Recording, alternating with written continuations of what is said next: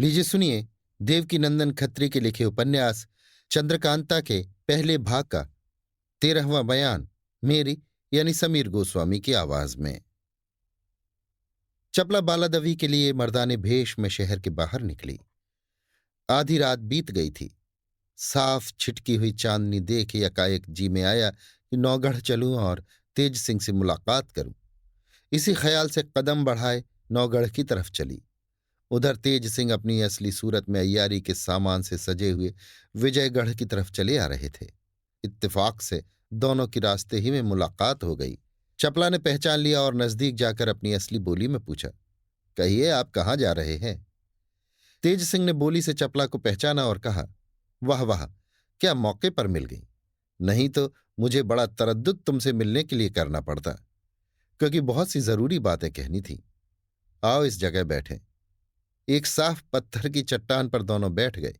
चपला ने कहा, कहो वो कौन सी बातें हैं?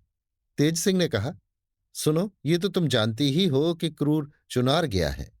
अब वहां का हाल सुनो। 4 अय्यार और एक पंडित जगन्नाथ ज्योतिषी को महाराज शिवदत्त ने मदद के लिए उसके संग कर दिया है और वे लोग यहां पहुंच गए हैं। उनकी मंडली अब भारी हो गई और इधर हम तुम दो ही हैं। इसलिए अब हम दोनों को बड़ी होशियारी करनी पड़ेगी। वे अय्यार लोग महाराज जयसिंह को भी पकड़ ले जाएं तो ताज्जुब नहीं, और चंद्रकांता के वास्ते तो आई ही है। इन्हीं सब बातों से तुम्हें होशियार करने में चला था। चपला ने पूछा, फिर क्या करना चाहिए? तेज सिंह ने कहा, एक काम करो, मैं हरदयाल सिंह नए दीवान को पकड़ता हूं और उसकी सूरत बनाकर दीवान का काम करूंगा। ऐसा करने से फौज और सब नौकर प्यादे मेरे हुक्म में रहेंगे और मैं बहुत कुछ कर सकूंगा। तुम भी महल में होशियारी के साथ रहा करना और जहां तक हो सके एक दफे रोज मुझसे मिला करना। मैं दीवान तो बना रहूंगा ही, मिलना कुछ मुश्किल न होगा। बराबर असली सूरत में मेरे घर अर्थात हरदयाल सिंह के यहां मिला करना। मैं उसके घर में भी उसी की तरह रहा करूंगा। इसके अलावा और भी बहुत सी बातें तेज सिंह ने चपला को समझाई। थोड़ी देर तक चुहल रही। इसके बाद चपला अपने महल की तरफ रुखसत हुई। तेज सिंह ने बाकी रात उसी जंगल में काटी और सुबह होते ही अपनी सूरत एक गंधी की बना, कई शीशी इत्र की कमर में और 2-1 हाथ में ले विजयगढ़ की गलियों में घूमने लगे। दिन भर इधर उधर फिरते रहे। शाम के वक्त मौका देख हरदयाल सिंह के मकान पर पहुंचे। देखा कि दीवान साहब लेटे हुए हैं और 2-4 दोस्त सामने बैठे गप्पे उड़ा रहे हैं। बाहर भीतर खूब सन्नाटा है। तेज सिंह इत्र की शीशियां लिए सामने पहुंचे और सलाम कर बैठ गए। तब कहा, लखनऊ का रहने वाला गंधी हूं। आपका नाम सुनकर आप ही के लायक अच्छे अच्छे इत्र लाया हूं। ये कह शीशी खोल फाहा बना बना देने लगे। हरदयाल सिंह बहुत रहमदिल आदमी थे। इत्र सूंघने लगे और फाहा सूंघ सूंघ अपने दोस्तों को भी देने लगे। थोड़ी देर में हरदयाल सिंह और उनके सब दोस्त बेहोश होकर जमीन पर लेट गए। तेज सिंह ने सबों को उसी तरह छोड़ हरदयाल सिंह की गठरी बांध पीठ पर लादी और मुंह पर कपड़ा ओढ़ नौगढ़ का रास्ता लिया। राह में अगर कोई मिला भी तो धोबी समझ कर न बोला। शहर के बाहर निकल गए और बहुत तेजी के साथ चलकर उस खोह में पहुंचे जहां अहमद को कैद किया था। किवाड़ खोल के अंदर गए और दीवान साहब को उसी तरह बेहोश वहां रख अंगूठी मोहर की उनकी उंगली से निकाल ली, कपड़े भी उतार लिए और बाहर चले आए। बेड़ी डालने और होश में लाने की कोई जरूरत नहीं देखी। तुरंत लौटे और विजयगढ़ आ हरदयाल सिंह की सूरत बनाकर उनके घर पहुंचे। इधर दीवान साहब के भोजन करने का वक्त आ पहुंचा। लौंडी बुलाने आई। देखा कि दीवान साहब तो है नहीं, उनके 4-5 दोस्त गाफिल पड़े हैं। उसे बड़ा ताज्जुब हुआ और एकाएक चिल्ला उठी। उसकी चिल्लाहट सुन नौकर और प्यादे आ पहुंचे तथा ये तमाशा देख हैरान हो गए। दीवान साहब को इधर उधर ढूंढा मगर कहीं पता न लगा। 3 पहर रात गुजर गई। उनके दोस्त सब जो बेहोश पड़े थे वो भी होश में आए मगर अपनी हालत देख देख हैरान थे। लोगों ने पूछा, आप लोग कैसे बेहोश हो गए और दीवान साहब कहाँ हैं? उन्होंने कहा, एक गंधी इत्र बेचने आया था, जिसका इत्र सूंघते सूंघते हम लोग बेहोश हो गए। अपनी ही खबर न रही। न जाने दीवान साहब कहाँ हैं। इसी से कहते हैं कि अमीरों की दोस्ती में हमेशा जान की जोखिम रहती है। अब कान उमेटते हैं, कभी अमीरों का संग न करेंगे। ऐसी ऐसी ताज्जुब भरी बातें हो रही थीं और सबेरा हुआ ही चाहता था कि सामने से दीवान हरदयाल सिंह आते दिखाई पड़े, जो दरअसल श्री तेज सिंह बहादुर थे। दीवान साहब को आते देख सबों ने घेर लिया और पूछने लगे कि आप कहाँ गए थे। दोस्तों ने पूछा, वो नालायक गंधी कहाँ गया और हम लोग बेहोश कैसे हो गए। दीवान साहब ने कहा, वो चोर था, मैंने पहचान लिया। अच्छी तरह से उसका इत्र नहीं सूंघा। अगर सूंघता तो तुम्हारी तरह मैं भी बेहोश हो जाता। मैंने उसको पहचान कर पकड़ने का इरादा किया तो वो भागा। मैं भी गुस्से में उसके पीछे चला गया, लेकिन वो निकल ही गया, अफसोस। इतने में लौंडी ने अर्ज किया, कुछ भोजन कर लीजिए, सबके सब घर में भूखे बैठे हैं। इस वक्त तक सबों को रोते ही गुजरा।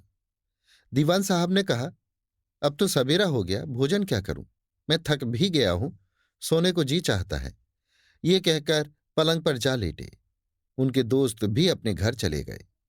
सवेरे मामूली वक्त पर दरबारी पोशाक पहन गुप्त रीति से अय्यारी का बटुआ कमर में बांध दरबार की तरफ चले।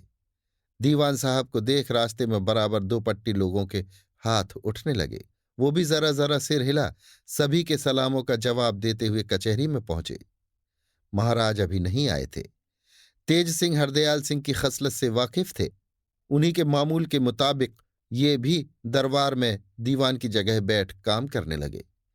थोड़ी देर में महाराज भी आए। दरबार में मौका पाकर हरदयाल सिंह धीरे धीरे अर्ज करने लगे, महाराज अधिराज, ताबेदार को पक्की खबर मिली है कि चुनार के राजा शिवदत्त सिंह ने क्रूर सिंह की मदद की है और 5 अय्यार साथ करके सरकार से बेअदबी करने के लिए इधर रवाना किया है। बल्कि ये भी कहा है कि पीछे हम भी लश्कर लेकर आवेंगे। इस वक्त बड़े तरद्दुद का सामना है, क्योंकि सरकार में आजकल कोई अय्यार नहीं। नाजिम और अहमद थे, सो भी क्रूर के साथ हैं, बल्कि सरकार के यहाँ वाले मुसलमान भी उसी की तरफ मिले हुए हैं। आजकल वे अय्यार लोग जरूर सूरत बदलकर शहर में घूमते और बदमाशी की फिक्र करते होंगे। महाराज जयसिंह ने कहा, ठीक है, मुसलमानों का रंग हम भी बेढब देखते हैं। फिर तुमने क्या बंदोबस्त किया? धीरे धीरे महाराज और दीवान में बातें हो रही थीं कि इतने में दीवान साहब की निगाह एक चौबदार पर पड़ी, जो दरबार में खड़ा छिपी निगाहों से चारों तरफ देख रहा था। वे गौर से उसकी तरफ देखने लगे। दीवान साहब को गौर से देखते हुए पा वो चौबदार चौकन्ना हो गया और कुछ संभल गया। बात छोड़ कड़क के दीवान साहब ने कहा, पकड़ो उस चौबदार को। हुक्म पाते ही लोग उसकी तरफ बढ़े, लेकिन वो सिर पर पैर रखकर ऐसा भागा कि किसी के हाथ न लगा। तेज सिंह चाहते तो सैयार को जो चौबदार बन के आया था पकड़ लेते, मगर इनको तो सब काम बल्कि उठना बैठना भी उसी तरह से करना था जैसा हरदयाल सिंह करते थे। इसलिए वो अपनी जगह से न उठे। वो अय्यार भाग गया जो चौबदार बना हुआ था। जो लोग पकड़ने गए थे वापस आए। दीवान साहब ने कहा, महाराज देखिए, मैंने जो अर्ज किया था और जिस बात का मुझको डर था वो ठीक निकली। महाराज को यह तमाशा देखकर खौफ हुआ। जल्दी दरबार बर्खास्त कर दीवान को साथ ले तखलिये में चले गए। जब बैठे तो हरदयाल सिंह से पूछा, क्यों जी, अब क्या करना चाहिए? उस दुष्ट क्रूर ने तो एक बड़े भाई को हमारा दुश्मन बनाकर उभारा है। महाराज, शिवदत्त की बराबरी हम किसी तरह भी नहीं कर सकते। दीवान साहब ने कहा, महाराज मैं फिर अर्ज करता हूं कि हमारी सरकार में इस समय कोई अय्यार नहीं। नाजिम और अहमद थे, सो क्रूर ही की तरफ जा मिले हैं। अय्यारों का जवाब बिना अय्यार के कोई नहीं दे सकता। वे लोग बड़े चालाक और फसादी होते हैं। 1500 की जान ले लेना उन लोगों के आगे कोई बात नहीं है। इसलिए जरूर कोई ईमानदार अय्यार मुकर्रर करना चाहिए, पर यह भी एकाएक नहीं हो सकता। सुना है कि राजा सुरेंद्र सिंह के दीवान का लड़का तेज सिंह बड़ा भारी अय्यार निकला है।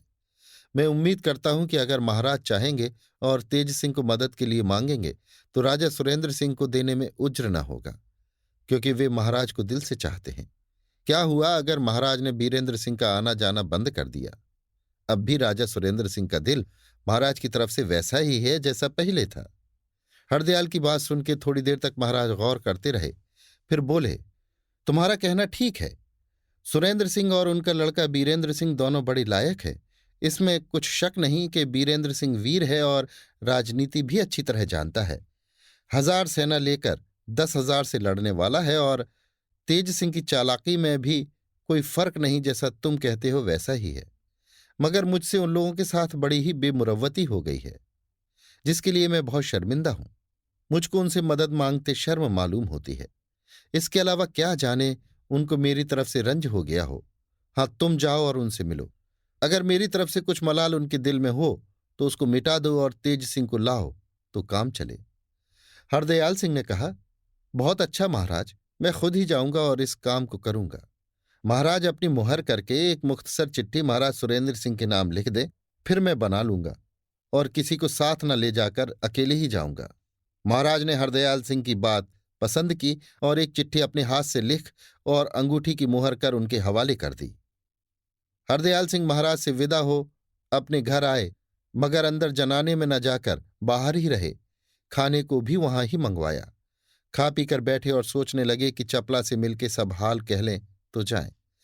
थोड़ी दिन बाकी था जब चपला आई। एकांत में ले जाकर हरदयाल सिंह ने सब हाल कहा और वो चिट्ठी भी दिखाई जो महाराज ने लिख दी थी। चपला बहुत खुश हुई और बोली, हरदयाल सिंह तुम्हारे मेल में आ जाएगा, वो बहुत ही लायक है। अब तुम जाओ, इस काम को जल्दी करो। चपला तेज सिंह की चालाकी की तारीफ करने लगी। अब बीरेंद्र सिंह से मुलाकात होगी, ये उम्मीद दिल में हुई। नकली हरदयाल सिंह नौगढ़ की तरफ रवाना हुए। रास्ते में अपनी सूरत असली बना ली। अभी आप सुन रहे थे देवकीनंदन खत्री के लिखे उपन्यास चंद्रकांता के पहले भाग के 13वें बयान को मेरी यानी समीर गोस्वामी की आवाज में।